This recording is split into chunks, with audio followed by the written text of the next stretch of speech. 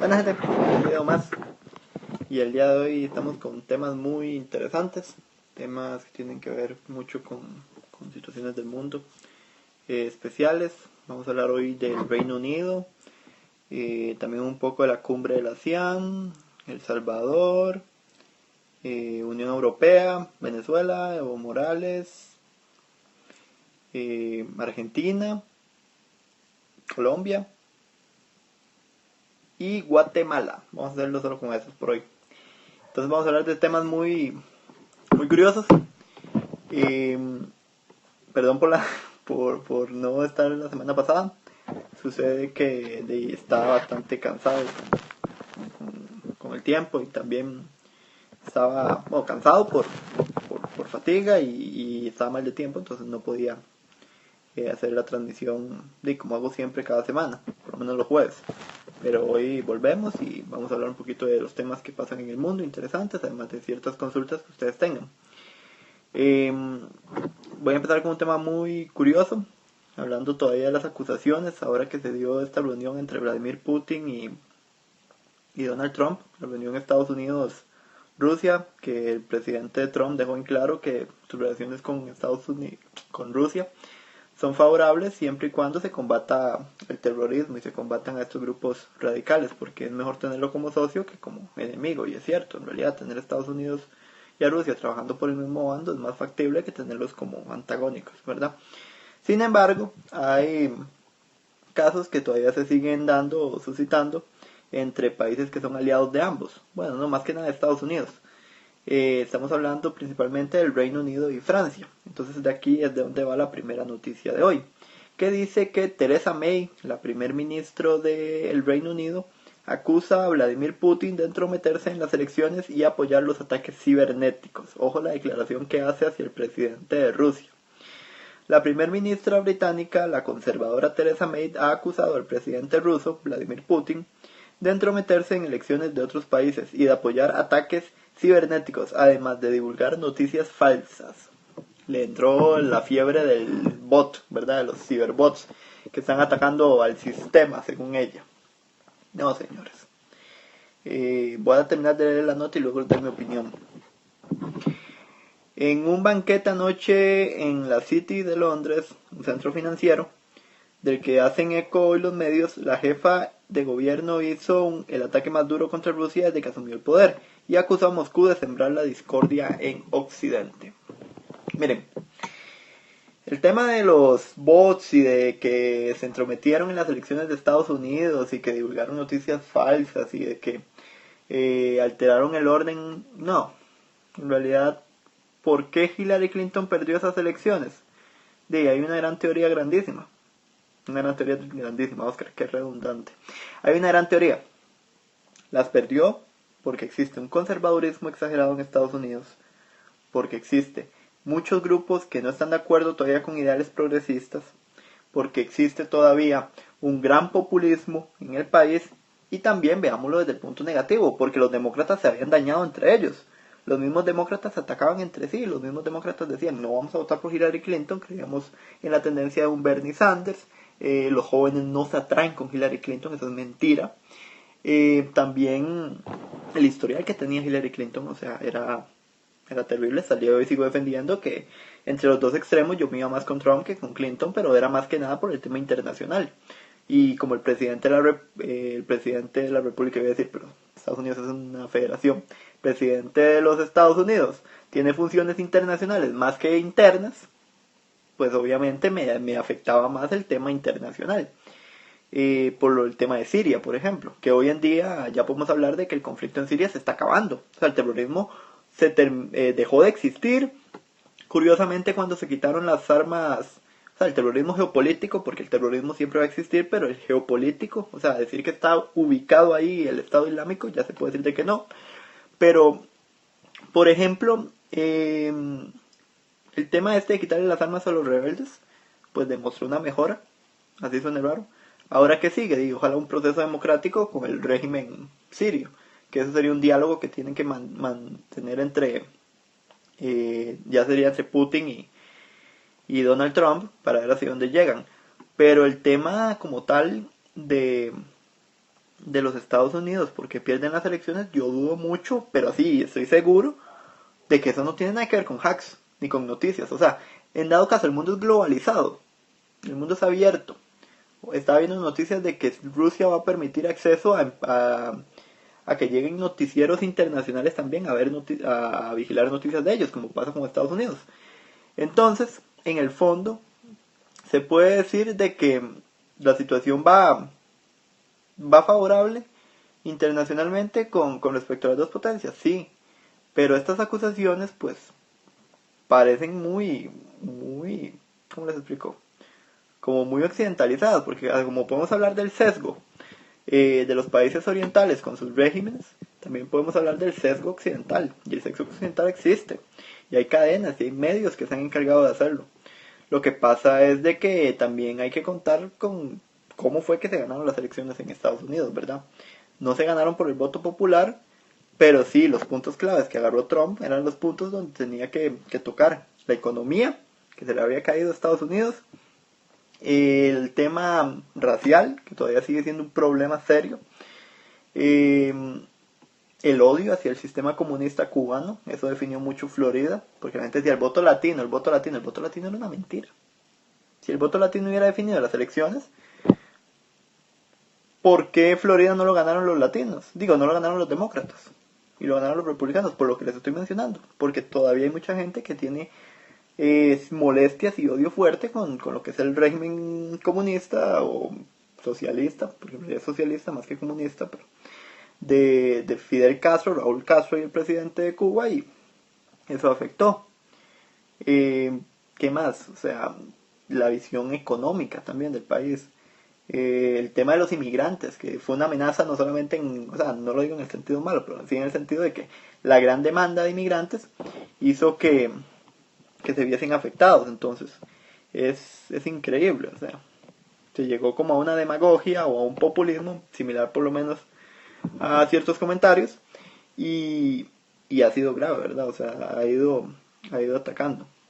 Pero vamos a aprovechar de hecho y vamos a hablar de la cumbre de la CIAM, que se centró en la economía y la seguridad en los derechos. Esta cumbre de la CIAM, que reunió a muchos países de Asia y que tuvo la participación también de Estados Unidos, que esto es muy importante, la participación de Estados Unidos en esta cumbre, como para fomentar un poco la relación entre potencias, principalmente China, Japón, Rusia y bueno, y los mismos Estados Unidos. Es un avance. Siempre yo veo al mundo más como un avance colectivo de cooperación que como un interés conflictivo. Por lo menos poco a poco se ha ido modificando. Y las guerras, ya les he dicho muchas veces, no son políticas hoy, son más económicas. Entonces, los líderes de la Asociación de Naciones del Sudeste Asiático, la ASEAN, y sus socios, China, Japón y los Estados Unidos, entre otros, clausuraron hoy en Manila es la capital de las Filipinas, la cumbre que prestó más atención a la economía, hola, buenas noches, y la seguridad que los derechos humanos. El presidente de Estados Unidos, Donald Trump, los primeros ministros de China, Li Keqiang, Shinzo Abe, y Narendra Modi, que este es el de la India, el primer ministro de la India, figura muy importante, por ejemplo, en lo que tiene que ver con las economías de más desarrollo, donde está la India. Y el presidente del Consejo Europeo, Donald Tusk, se encuentran con los mandatarios que han asistido ayer y hoy en las reuniones bilaterales y multilaterales. ¿Cuál es la meta? Integrar como bloque económico. Son los bloques económicos más poderosos del mundo. Estamos hablando de los países más poderosos económicamente hablando. Consejo Europeo, ¿por qué? Porque la Unión Europea como conjunto es una potencia. Tenemos a China, tenemos a Rusia, tenemos a Japón, tenemos a la India, y también, o sea, estos países, como les digo, lo que buscan es atraer al bloque más poderoso. ¿Cuál es el bloque más poderoso hoy en día? Asia. Ustedes dirán, no, es Europa, porque todo el tema de la Unión Europea. Pues no tanto. Resulta que la Unión Europea se ha ido fragmentando poco a poco. Perdió mucho con la partida del Reino Unido y hay ciertos movimientos, puede decirse radicales, tanto de derecha como de izquierda, que han intentado pues, debilitar a esta gran integración y otros se han ido aprovechando, como lo hacían los países del sudeste asiático, que creo que es un muy buen avance. El mismo Filipinas también ha ido mejorando su desarrollo económico. Tal vez con una figura un poco autoritaria, no, un poco no, bastante autoritaria como Rodrigo Duterte con su combate a las drogas, pero ha ido mejorando por lo menos en aspectos económicos. Y el pueblo lo quiere, o sea, es que ese es el punto, digamos, la aprobación popular creo que siempre lo que define al final al poder. Nosotros desde afuera podemos decir misa, porque eso es cierto, podemos decir misa, cuestionar con medios de comunicación y todo lo que respecta, pero si el pueblo le acepta, pues, ¿qué se va a hacer? Es como Putin, por ejemplo. Yo a Rusia le cuestiono mucho sus temas con la homofobia, muchas veces, o el trato muy injusto que hay con las personas homosexuales, o, o por ejemplo, a veces temas de libertad de expresión. Pero sin la aprobación del pueblo, y si el pueblo le gusta, ¿y qué se va a hacer? O sea, uno quisiera mejorar estas cosas, pero ya eso es voluntad de uno, y no se puede imponer, porque la imposición es algo, primero que no lo hacen los países pequeños, por desgracia, y segundo, que se tiene que llevar en conjunto, no se puede hacer solo. Eso se tiene que hacer entre grandes grupos. Y hay grupos a favor de Rusia como grupos a favor de Estados Unidos, o de China, o de las diferentes áreas. Es un juego de intereses, básicamente. Hablemos un poquito de Venezuela, para que toquemos un tema muy curioso, que tiene que ver con la Unión Europea. La Unión Europea respalda el embargo de armas a Venezuela y las sanciones selectivas. Los ministros de Relaciones Exteriores de la Unión Europea respaldaron hoy las sanciones a Venezuela como embargo de armas, de material que pueda utilizarse como represión interna, porque se acusa de que en Venezuela hay represión interna por parte del gobierno, que yo ya los he acusado muchas veces de que es un gobierno con mucha tendencia autoritaria. Que sea autoritaria no quiere decir de que es un régimen, pero sí quiere decir de que hay muchas actitudes que son incómodas internacionalmente y que se tienen que sancionar o que se tienen que velar de manera internacional como bloques. Obviamente también se busca llegar a la paz, y eso yo se lo destaco, por ejemplo, a figuras como Zapatero, que está en este momento en Venezuela buscando hacer una reunión entre la oposición y el gobierno para llegar a un acuerdo. Poco a poco se ha ido llegando. Muy complicado, pero se viene llegando, ¿verdad? Entonces, como les mencionaba, además de los esfuerzos políticos y diplomáticos por apoyar una salida pacífica negociada a la crisis política que tiene el país, el Consejo ha decidido por unanimidad adoptar medidas restrictivas, subrayando la preocupación del país, anunciaron los ministros de los 28 estados en el comunicado. Y esto me parece muy bien, o sea, embargo de armas, sí, o sea, en realidad ojalá se pudiera hacer un embargo de armas en todo el mundo. No es necesaria la violencia, no se puede promover. Ahora, embargar armas también tiene su riesgo, porque esto se puede dar también al contrabando y a la venta ilegal y a un montón de aspectos. Si yo embargo armas es porque las estoy vendiendo. Entonces, hola, pura vida. Las estoy vendiendo de alguna forma que no es correcta. O más bien estoy tratando de bloquear, pero de ahí, quienes apoyan al gobierno no necesariamente es de la Unión Europea, ¿verdad? Eso vamos a dejarlo claro. Los que apoyan al gobierno, digamos al oficialismo, generalmente son Rusia, son China, países de tendencia socialista principalmente, de Medio Oriente. Y ustedes saben el historial que se tiene en los países de Medio Oriente con las armas, ¿verdad? Entonces es como complicado. ¿Qué opinas de la desaparición del petrodólar? China está haciendo de la suya. Claro, China hoy, mucha gente no lo quiere admitir, pero China hoy es la potencia mundial, económica. Política todavía no tanto, pero económica sí. El crecimiento de China es de 6 puntos cada año. O sea, está creciendo 6 puntos. En 20 años más o menos ya va a superar a lo que es Estados Unidos en ganancias. ¿Cuál es el problema? Que China no tiene esa presencia norteamericana histórica. Pero con las tendencias proteccionistas que se están dando, principalmente con figuras como Donald Trump, le están dando la oportunidad a esa interdependencia, a esa apertura que quiere hacer China y que eso obviamente le genera nombre. China está apostando a África, China está apostando a Oceanía, China está apostando más a alianzas que imponer. Y ustedes saben que Estados Unidos, con temas impositorios, veámoslo más así como lo que es el Acuerdo de París, como lo que es acabar con el TTIP, como lo que es bueno, en ese sí estaba de acuerdo yo personalmente, pero digamos, lo que son esas decisiones, que son más de quitar y de dejar de poner su presencia, ha ido alejándose. El mismo tema de Corea del Norte. O sea, se ponen sanciones, sí, pero es que todo el mundo pone sanciones. ¿Cuál es el papel diferente que está haciendo Estados Unidos? Ninguno.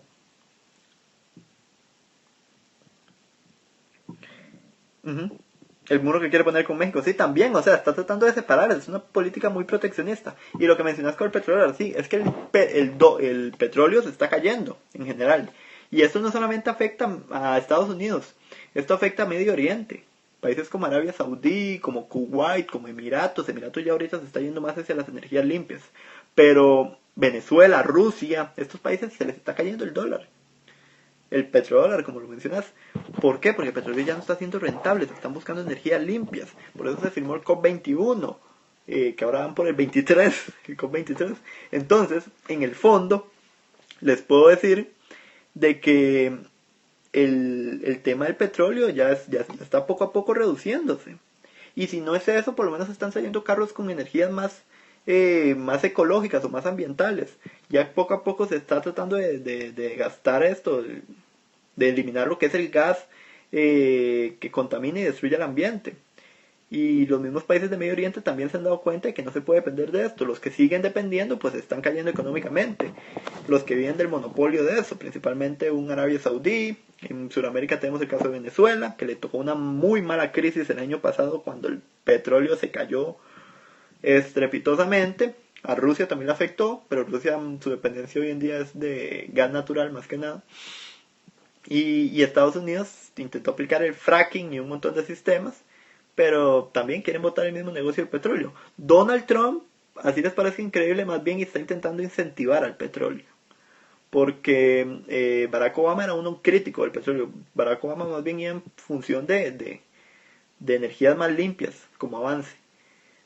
Trump no. Trump, recuérdense que por algo no está firmando el COP20, no firmó el COP21. Por eso mismo, porque él dice, no, es que las grandes empresas ocupan desarrollarse y además de que el calentamiento global es una gran mentira.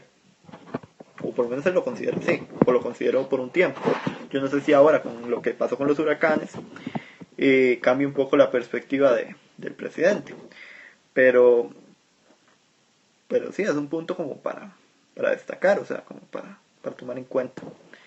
Y volviendo al tema de Venezuela, bueno, hay sanciones de armas. Vamos a ver qué tal salen, pero no creo que el problema sea con armas, el problema se tiene que arreglar económicamente hablando. Pues sí, el yuan es una moneda que viene creciendo.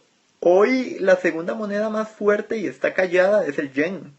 El yen viene creciendo muy, muy en silencio. Japón es un país que yo siempre lo he visto como una potencia, pero es una potencia callada. Y Japón también viene impulsándose mucho por lo que está haciendo China. Entonces, sí, perfectamente, el yuan.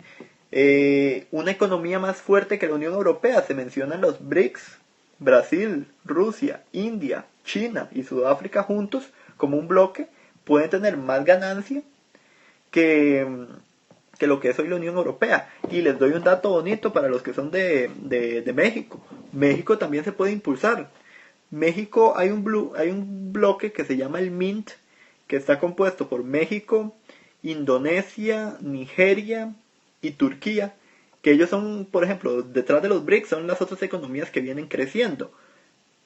Únanse a los BRICS con los MINT y hacen, creo que fácilmente el 40% de la economía mundial. Estamos hablando de que México es el país con más tratados de libre comercio del mundo. Entonces, si México se logra explotar bien, que eso es arriesgado también, nos voy a decir que no es algo, es un arma de doble filo, pero México podría sacar mucho potencial con eso, siendo una economía emergente. ¿Qué le ha pasado a países como Chile, como Brasil, aunque Brasil viene con los BRICS, pero un poquito más bajo, o hasta el mismo Venezuela o Argentina? Sus bloques nos ayudan.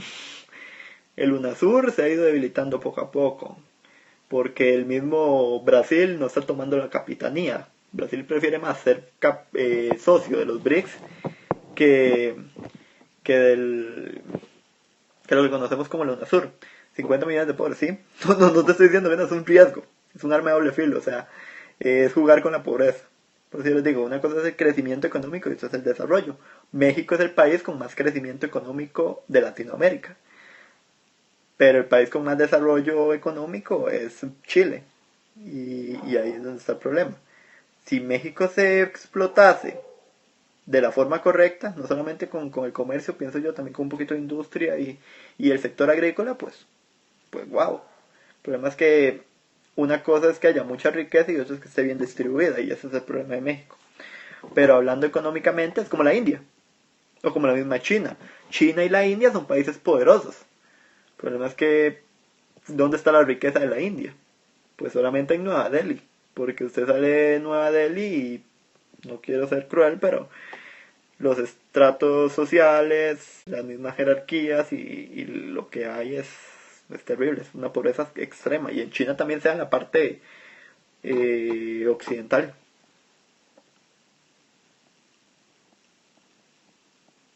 Pues sí, o sea, hay países donde hay inmigrantes que, bueno, que yo no soy crítico de los inmigrantes porque yo no soy quien para decir, digamos, que si viene una persona a mi país solamente viene a hacer daño.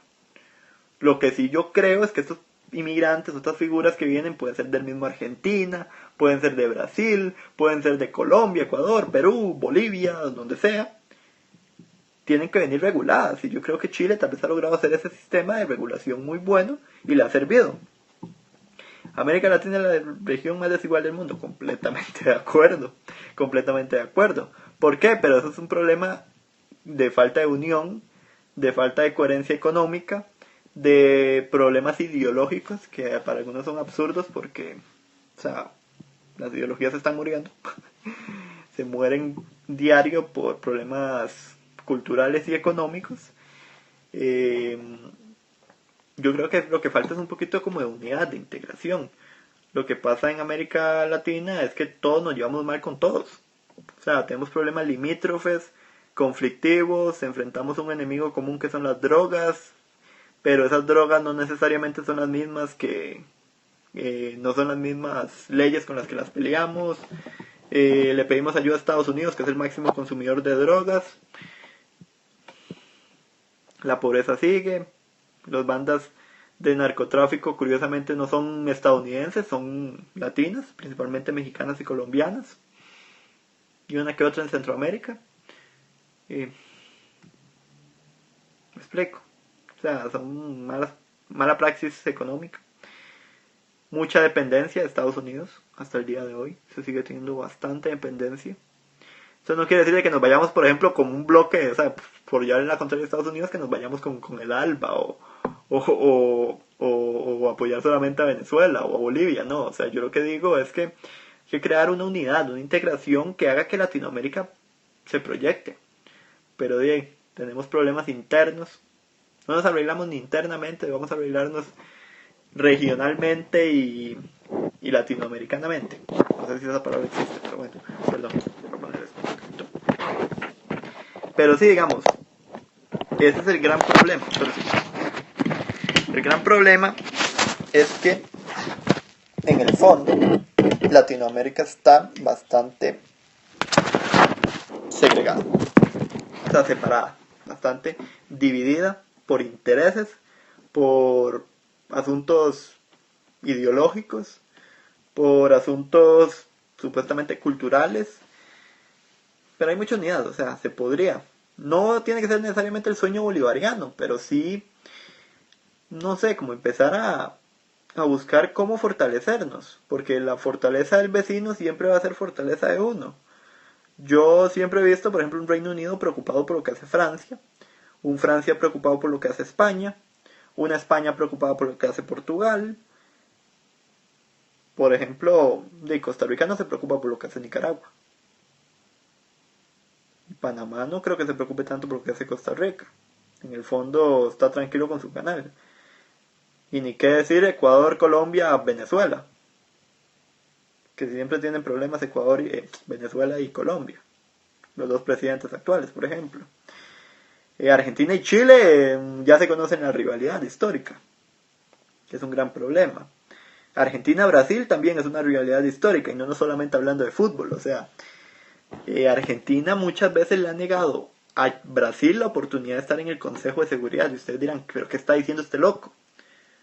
Brasil tiene con qué tener un puesto permanente en el Consejo de Seguridad de la ONU. Permanente. ¿Por qué no lo tiene? O la pura verdad. Porque Argentina no considera que sea el gran capitán. Ellos dicen de que el gran capitán es todo el bloque. Y ellos tienen la esperanza de que el Mercosur sea funcional. Brasil no, Brasil cree más en el UNASUR. Y ya ni en el UNASUR. Brasil ahora cree más como en su cuenta, en los BRICS. Chile también se ha vuelto un gran capitán, por ejemplo. Y ese es el problema. O sea, Venezuela también quiere ser el gran capitán. Porque ustedes creen que lo que quería Hugo Chávez y todas esas cuestiones son solamente por bondad, ¿no? Y también quería ser el gran capitán. Entonces, en Sudamérica tenemos varios países que quieren tomar la batuta del gran líder. Vámonos a Centroamérica. Costa Rica. Costa Rica, el país más avanzado en educación, en salud, en política, el país promotor de derechos humanos, el que no tiene ejército, y eso es costarricense, ¿verdad? Pero no sabe asociarse con sus vecinos. Solo Panamá. Y entonces, ¿quién toma la capitanía? Costa Rica. Guatemala. Que históricamente Guatemala fue como el que tenía todo el control con la capitanía. Panamá. Nicaragua. Que Nicaragua ha sido como el que le ha puesto orden a estas cuestiones, el Parlacén y el SICA muchas veces. Y ahora vámonos a Norteamérica. Canadá, México y Estados Unidos. Hagamos como que Estados Unidos no juega. En Costa Rica hay una cultura democrática, participación activa del pueblo. Generalmente el pueblo participa en elecciones de carácter presidencial. Municipal es muy poca. Municipal es como un 30%.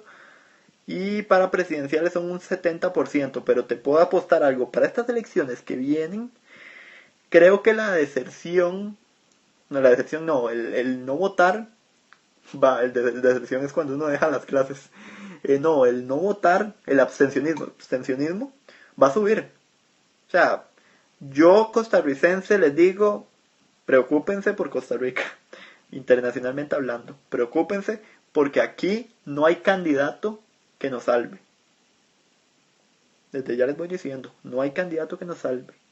Costa Rica se metió en un bache enorme en estas elecciones. O sea, creo que estamos comparando, y probablemente para la segunda ronda vaya así, como un Hillary Clinton-Donald Trump, más o menos.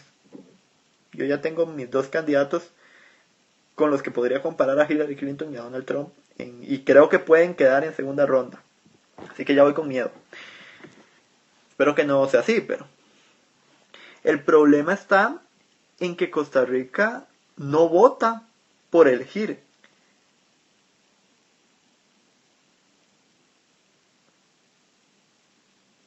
Qué bueno. Me alegro. Pero digamos, en Costa Rica están votando por quitar, por no aceptar que hayan partidos. Yo no sé si les pasa en sus países, pero por ejemplo, en Costa Rica no es votar porque queremos, o sea, porque creemos que es mejor un candidato. No, votamos porque no queremos a Liberación, votamos porque no queremos al PAC, votamos porque no queremos a Juan Diego Castro, votamos porque no queremos socialismo, votamos porque no queremos al movimiento. O sea, no se vota por elegir, sino se vota por quitar. Y entonces, a la ley del menos malo, no funciona. No funciona, así no se genera política. Menos teniendo una asamblea legislativa fraccionada. La asamblea legislativa es como el Congreso o el poder legislativo que tiene Costa Rica. Y yo no sé cómo pasa en México, que México tiene elecciones el próximo año también. México tiene que escoger un buen líder para las próximas elecciones. Porque es el que le va a tener que velar la cara tanto a Justin Trudeau, primer ministro canadiense, como a Donald Trump. Porque a Enrique Peña Nieto no le tocó nada. Es al que le sigue a Enrique Peña Nieto el que le va a tocar la responsabilidad seria de México. Ver si lo hace potencia, como les estoy dando yo los índices. O si le da desarrollo, que también eso sería muy bueno. Vamos a elecciones en Chile. Es muy probable, en Chile es muy probable que quede Sebastián Piñera. Vuelve Piñera, como volvió Bachelet. ¿Qué está pasando en Chile? Chile hubo un momento en que se estancó. Chile venía como una potencia económica fuerte, crecida, con desarrollo. Y Bachelet en los últimos 2 años se le han ido bajando mucho los índices. Y por eso yo no les digo, no hay un gran capitán en América Latina. No lo hay. Porque México tiene mucho crecimiento, pero vamos a lo mismo, lo que menciona la misma gente mexicana. Sí, pero los índices de corrupción, los índices de violencia, los índices de pobreza. ¿Hay buena distribución de la riqueza? Pues parece que no.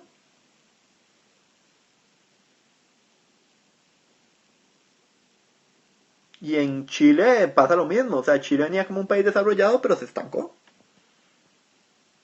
sea, podría dar más potencial, claro que puede. Tal vez sea por eso que quieren a Piñera, para ver si le potencializa un poco la economía. Y Costa Rica. Costa Rica es un país que hace unos meses puso que estaba en liquidez económica. Oscar, ¿quién sería buena opción para ser presidente de México? Mira, yo por partidos y por ideología me cuesta mucho. Estaba viendo mucho a estas muchachas, Margarita Zavala, le hacen mucha promoción. Y también Andrés Manuel López Obrador. No sé, me agradan los dos. Me agradan los dos. Cualquiera de los dos, no hay problema. Tal vez me voy un poquito más hacia Morena. Pero no me voy hacia Morena porque soy de izquierda, sino me voy porque los demás partidos no me generan una atracción. No me generan atracción. ¿Y por qué digo Margarita Zavala? Tal vez porque yo vi un PAN que hizo ciertas reformas, ciertos cambios, por lo menos a nivel internacional, y no se vio tan mal, por lo menos con Vicente Fox, con Felipe Calderón ya fue otra cosa. Igual a Vicente Fox se le critica mucho. Y yo creo que la izquierda tiene que llegar a México. O sea, no una izquierda radical, pero sí una izquierda como medio moderada para, para hacer cambios. Para hacer cambios. No creo en el PRI. Personalmente no creo en el PRI.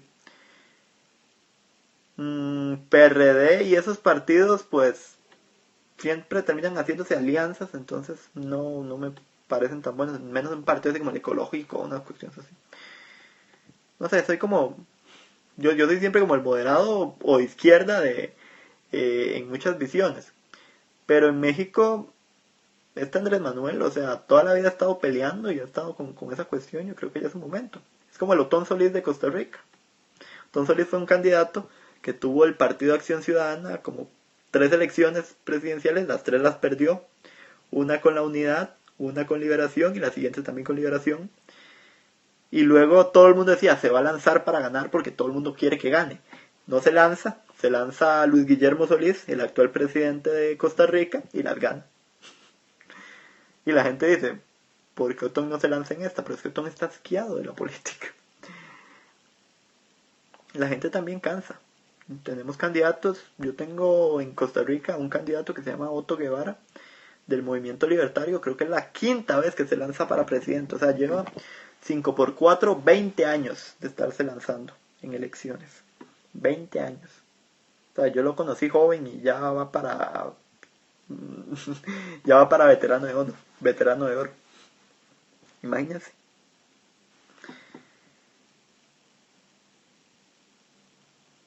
O sea, puedo ser diputado cuando tenía 3 años.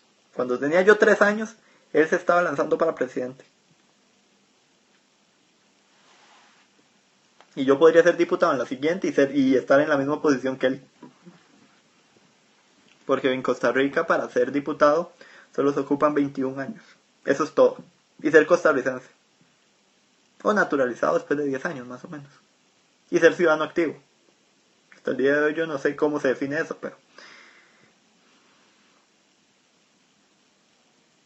Qué mal va el Congreso, ¿verdad? Y, y volviendo al mismo, o sea... Yo sé que en América... Honduras tiene elecciones para noviembre también. Elecciones importantísimas. Porque después de Juan Orlando Hernández vamos a ver cómo se moviliza. Honduras tiene una de las capitales más peligrosas del mundo, Tegucigalpa. Eh, Hay índices de violencia serios. Se tiene cercanía mucho con los grupos mareros por aspectos con El Salvador, pero y también hay problemas de pobreza. Entonces, yo considero que estas elecciones también son muy importantes en lo que vaya a ser Honduras. El próximo año hay elecciones en países muy serias, por ejemplo, las elecciones en Rusia, aunque es muy favorable que quede Putin de nuevo, y si no es Putin, creo que Putin sí se va a lanzar de nuevo, si no me equivoco, pero si no se lanzara Putin, va a mandar a Medvedev de nuevo, entonces, o es Putin o es Medvedev, entonces, así se maneja su cabeza bipartita.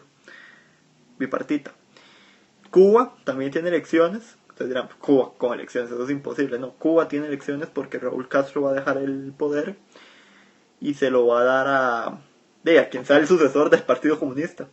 México también tiene elecciones. Creo que las elecciones de México me interesan mucho. Primero porque tengo mucha población Putin versus Putin. Hay una candidata que está para ser presidente de Rusia, mujer, pero créeme que eso no es un candidato. O sea, hasta parece que lo puso el mismo Kremlin. O sea, no se puede considerar. Hasta le dicen la Paris Hilton rusa. O sea, no, eso no es realista. Vamos a ver quién es el que en realidad se va a lanzar como oposición de Putin. Probablemente de tendencia liberal, pero liberal en el sentido americano, occidentalizado. Las elecciones de México me interesan mucho porque, como les digo, es la potencialidad de México. El tema de Estados Unidos, ahora con el muro y con las sanciones. O el tema del TLC-CAN o el Telecan, para ver cómo se manejan. A ver si alguien le contiene la fuerza a Donald Trump en la región. Creo que México sería el gran capitán si hace eso. Porque Venezuela ya no lo es. Seamos realistas, Venezuela ya no es el gran capitán. El PRI dice que Putin va a hackear las elecciones para que gane el PRI... Es lo que les he dicho, o sea, las elecciones de Estados Unidos se perdieron porque el pueblo quería a Donald Trump. Hay muchos factores que definieron. Michael Moore lo había dicho. Ojo, ¿quién estoy diciendo? Michael Moore. ¿Por qué la gente quiere que gane Trump? 1. Machismo. Todavía existe. 2. Racismo. Todavía existe. 3. Homofobia. Todavía existe. 4. Odio al comunismo y a los sistemas ideológicos de izquierda. Todavía existe. 5. No se aceptan muchos ideales progresistas, llámese tendencias feministas, de defensa de derechos humanos en general. Y todavía hay gente que tiene tendencias tradicionales. Es un Estados Unidos literalmente conservador. Y ese conservadurismo, no se asusten, no solamente existe en Estados Unidos, existe en Colombia, existe en Costa Rica, existe en Nicaragua, existe en México. O sea, no es nada nuevo. No se asusten porque en Estados Unidos todavía se, o sea, es que afecta a muchos países. Obviamente en Costa Rica, por ejemplo, no es racial, porque Costa Rica nunca tuvo problemas de racismo serios. Tenemos más problemas de xenofobia, pero de racismo no. Hay mucho machismo, eso sí. En Costa Rica todavía existen muchas tendencias machistas. Hay homofobia, porque hasta el día de hoy pues no tenemos el matrimonio o la unión civil, porque todavía yo considero la unión civil, no me parece nada malo. Hay gente que cuestiona el matrimonio porque es un aspecto religioso, cultural.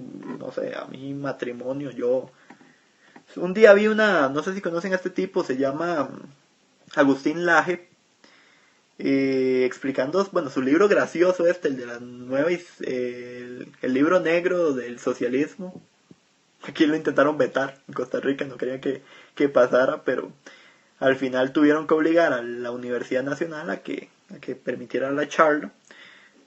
Que yo en eso personalmente digo, si van a aceptar eso, pues tráiganme a un experto para que me hable de Mein Kampf.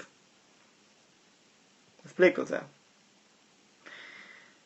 que me hable de mi lucha, porque si vamos a hablar cosas falsas o con lógica sin sentido, pues hablemos de mi lucha.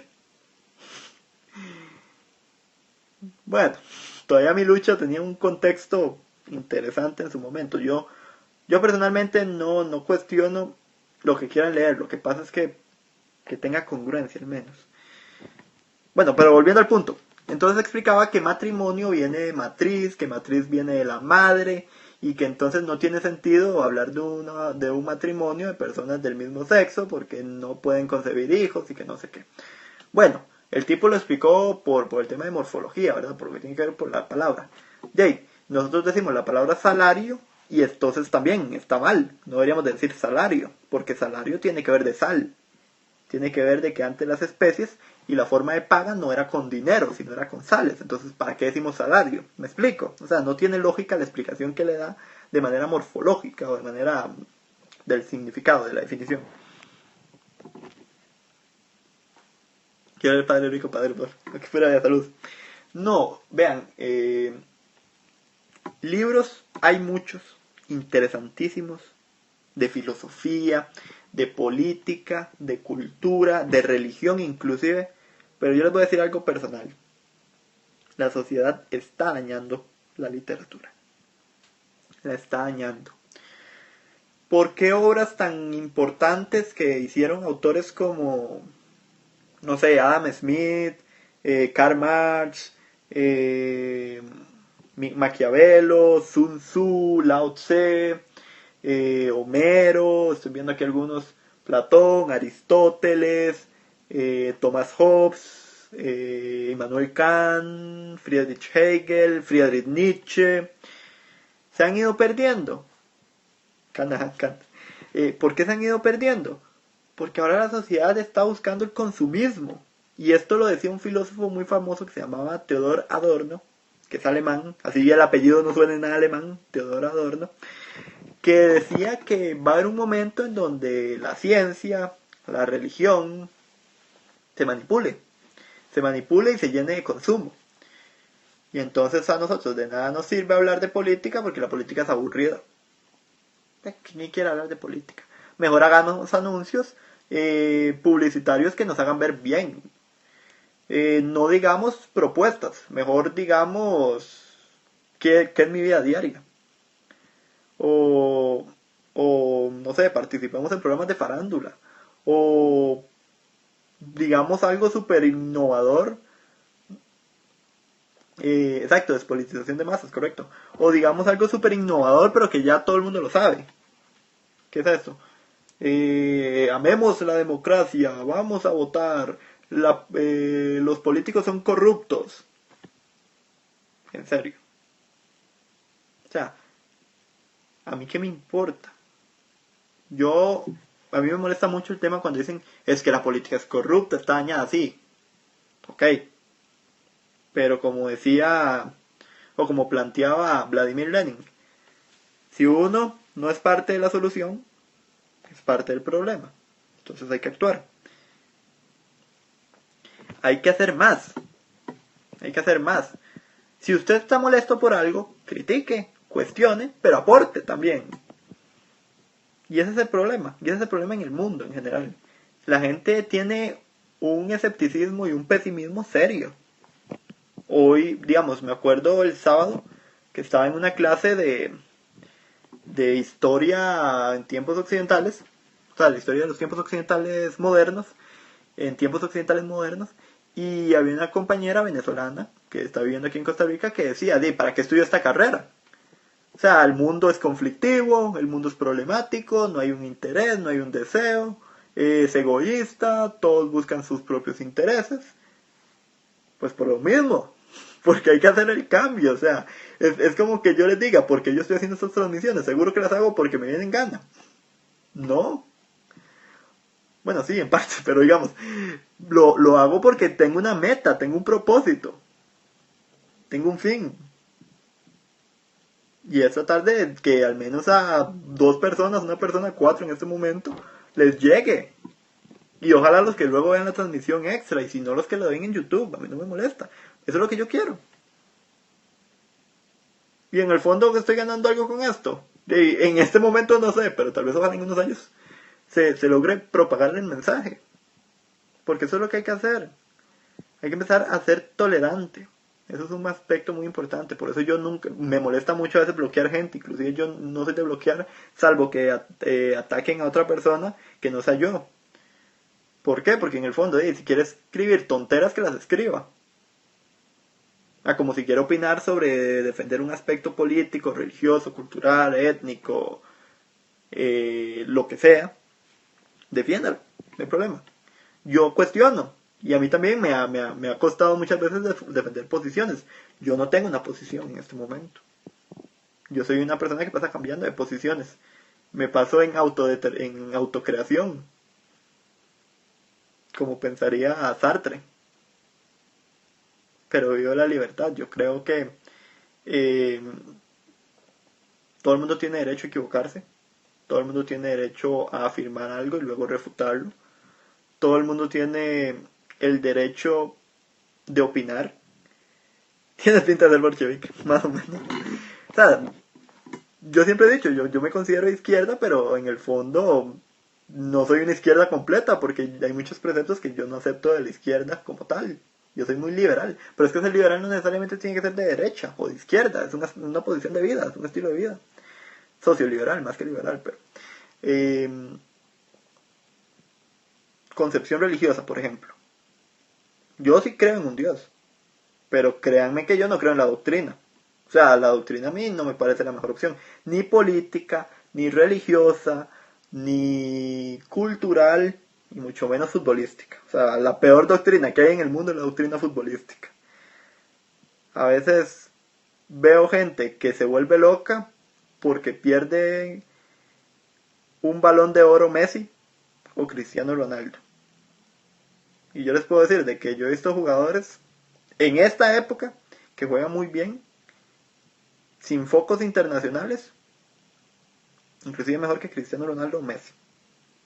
El problema es que nos hemos creado, como les digo, ese fanatismo, el Chucky Lozano, bueno, Irving Lozano es va a ser muy bueno, es como Pulisic. A mí Pulisic, el gringo, me parece, Capitán América, me parece un jugadorazo. Y este jugador de México, o sea, si se entrena bien, este tipo va a ser grande. Pero a lo que yo voy es esto, digamos. Hemos creado una moda en donde o somos de Messi o somos de Cristiano. Y entonces los que van con el Madrid no pueden ir jamás con Messi. Los que van con el Barcelona no pueden ir con Cristiano. O sea,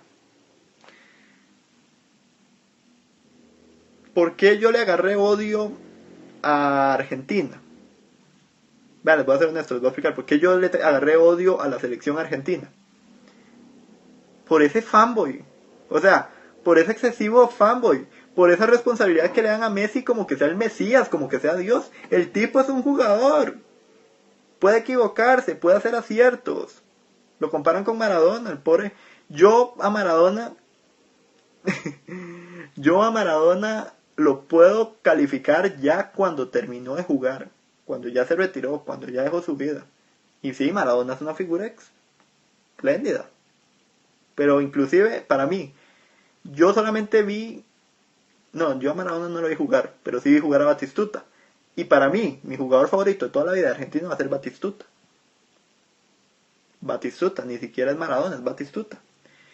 Y les digo esto no porque yo no crea que no vaya a existir alguien mejor que Batistuta, porque claramente hay un montón de jugadores mejores que Batistuta.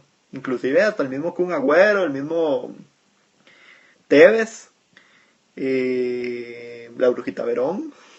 O sea, hay muy buenos jugadores, pero mi problema con Argentina es que le están dando la responsabilidad a un jugador, a uno, y el excesivo fanatismo, y nos va a salvar Messi, y Messi es el héroe, y Messi es, o sea, por favor, es un jugador, tienen que darle paciencia. Es como quitarle la responsabilidad y dejársela solo a uno. Como con Portugal. Portugal se tiene que echar el equipo al hombro todo Cristiano. O que en Costa Rica digan Keylor Navas va a salvarnos a todos. Es que no. No se puede hacer eso. El fútbol es colectivo. Lo mismo con la política. Uso el ejemplo del fútbol porque se les va a hacer más fácil con la política. Es que el presidente Luis Guillermo Solís nos va a salvar de la economía. Vamos a mejorar económicamente. Vamos a tener más derechos humanos. Vamos a mejorar como sistema. Vamos a mejorar como población. Es que no se puede. No le den el trato divino a alguien que está tratando de vivir, o sea, que está tratando de hacer su empeño. Más bien lo están dañando. Y eso pasa en la política, eso pasa muchas veces en la religión, cuando ustedes agarran al pastor, y sí, el pastor tiene la razón, y sí, el pastor es nuestro el elegido de Dios para que lo ayudemos y lo bendicemos. No, no. Yo nunca he creído en la teoría de los mesías. Y eso que soy cristiano. Pero yo no me creo en la teoría de los mesías porque el ser humano es colectivo. El ser humano es social, no es individual. No depende de una persona. Siempre va a depender de la interacción de varias. Por eso los países no pueden vivir solos. Por eso un equipo de fútbol no se maneja con un jugador. Por eso la política no la rige solamente un presidente o un primer ministro o un dictador o un rey. No. Y cuando se rige con esas bases es que la situación empeora. Y por eso es que se caen esos sistemas. Por eso se caen las dictaduras, por eso se caen los sistemas monárquicos, por eso es que se caen los equipos de fútbol importantes y terminan siendo goleados en algunos casos. Por eso el país no prospera. Hay que tener una mentalidad colectiva. Hay gente individual que es profesional, que es magnífica, que tiene las capacidades. Ayudémosle a progresar, pero no es el único. No es el único. O sea, ese es el problema que hay en el mundo. El problema que hay en el mundo es que le quiere dar la responsabilidad a solo una persona. John F. Kennedy decía de que una persona inteligente es la persona que contrata a alguien que es más inteligente que él. Y creo que esa es la mejor frase, una de las mejores frases que dijo John F. Kennedy. No sé si la dijo así, pero digamos, la interpreto de esa forma. ¿Por qué? Porque eso demuestra que usted es consecuente con lo que cree. Una persona que es consecuente con lo que cree siempre va a buscar lo mejor. Por eso es que los verdaderos jugadores de fútbol no se ponen en esas cuestiones de tengo 5 balones de oro, tengo 4 balones de oro, ¿A quién le importa? Le importa la estadística. Pero la estadística no es la que me rige a mí cómo voy a jugar un partido de final, cuáles son mis emociones, si ese día me levanté bien, si ese día me levanté mal. Por lo menos yo, que estudio una ciencia social cualitativa más que cuantitativa, les puedo decir de que lo que es cualitativo influye emocionalmente. En todo, en la política, en la sociedad, en la religión. ¿Por qué la gente odia el cristianismo muchas veces? Porque viene de colegios donde se enseñó un dogmatismo, a creer, a que por ser homosexual vos estás mal, a que por pensar en el aborto estás mal, a que aunque yo soy uno que lo cuestiona, pero lo cuestiono más por aspectos científicos que por aspectos religiosos. Ya luego les explico por qué. O sea, yo considero que si existen formas de evitar un embarazo, pues se tienen que usar cuanto antes. No se tiene que evitar a tener que llegar a esto, matar al feto. Que eso yo sí estoy en contra. Porque me parece que primero es un gasto y segundo, pobre criatura que están haciendo no tiene la culpa. Me explico, o sea, para eso hay medicinas, hay cuestiones para evitar un embarazo, condón y todas las cosas. La pastilla al día después, que eso debería de darlo el Estado sí o sí. Punto. Por lo menos si yo tuviera un gobierno haría eso. Y en casos de violaciones, y todo tipo de casos. Pero volviendo al punto. El Estado, o las empresas, o lo que sea, o las sociedades, se forman por personas. Y las personas tienen que buscar cómo avanzar, cómo creer en sí. No venir a darle la solución a una persona. O sea, a mí me molesta mucho. Y eso que yo soy un defensor mucho de políticas de Putin no, sí, más que nada Putin o Emmanuel Macron, como hoy las dos figuras como que más destaco en la política internacional, pero que los vean como el gran rey, la gran figura. Putin tiene horrores. A Putin se le pueden cuestionar un montón de cosas. Pero junto con Putin está la sociedad rusa. Y Emmanuel Macron también. Emmanuel Macron hoy tiene un problema hasta ideológico de cómo se maneja su país.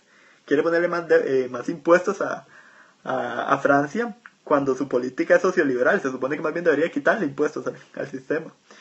Cuestionado por los partidos de izquierda porque no está haciendo las reformas en pro de los trabajadores. El tema de seguridad, por ejemplo, se ha vuelto radical. Pero lo ha vuelto radical el Emmanuel Macron o la sociedad francesa. Ven, ahí es donde está el problema, es la sociedad. ¿Por qué Costa Rica hoy no es un estado laico? Por la sociedad. ¿Por qué Costa Rica hoy no acepta el matrimonio o la unión civil de personas del mismo sexo? Por la sociedad. Entonces, no vayan y digan de que es culpa del presidente de la República. Porque igual el presidente de la República quien lo pone son ustedes. Y usted me dirá, pero si yo no fui a votar, por eso mismo. Y usted dirá, pero yo no voté por ese candidato, por eso mismo. Porque indirectamente nuestro sistema democrático también hace la obligación de que usted participe y de que usted intente mover a las personas con su base.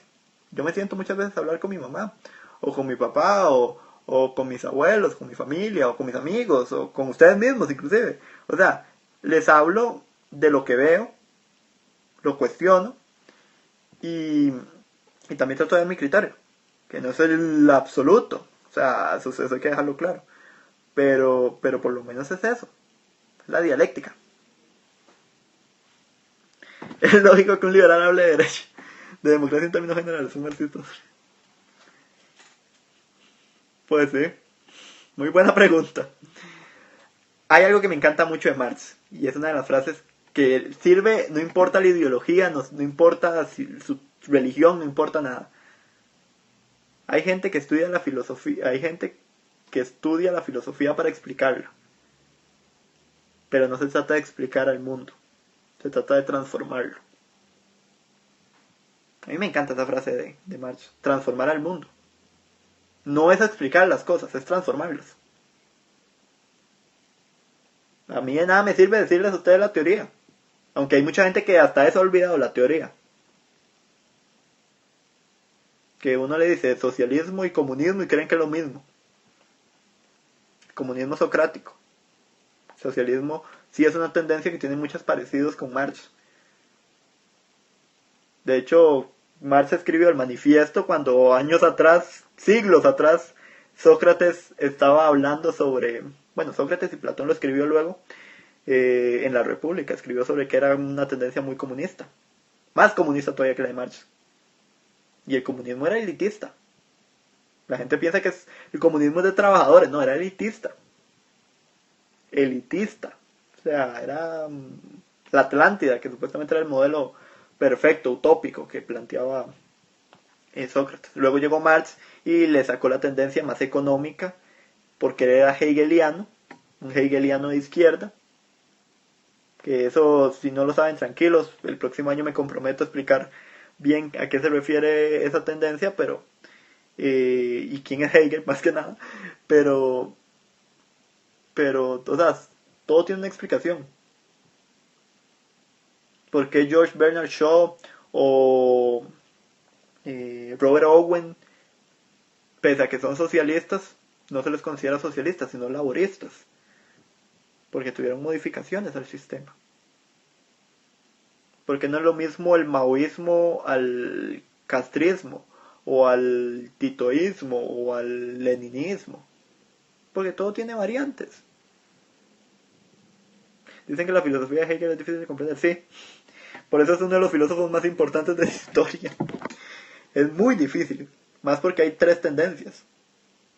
Están los hegelianos de izquierda, los hegelianos de derecha, y luego están unos hegelianos nuevos que son como con bases neomarxistas más que nada. Y ahí es donde se meten figuras como, ya te digo, se meten como Jean-Paul Sartre, más que nada con el existencialismo. Se mete también un poco, bueno, Foucault es otro estilo más como de poder.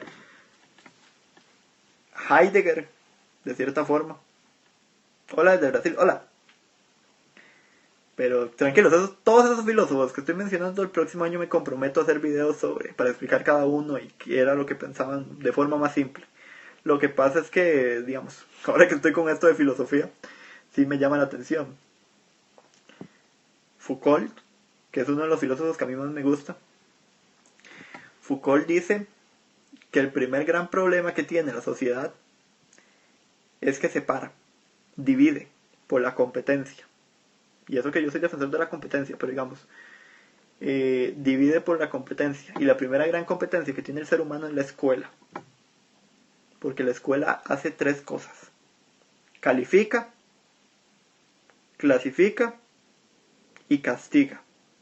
Califica a las personas que están mejor preparadas supuestamente bajo el patrón de un profesor y un sistema de elecciones. Clasifica entre quiénes son los buenos, en teoría, y quiénes son los malos, según su intelecto, capacidades físicas, no sé, en general. Y castiga a los que no cumplen. Los que no cumplen se quedan. Y ahora veámoslo eso a nivel escolar. Vayámonos a las diferentes instituciones sociales de poder. Las cárceles, los manicomios, los hospitales, el poder ejecutivo, el poder legislativo y el poder judicial.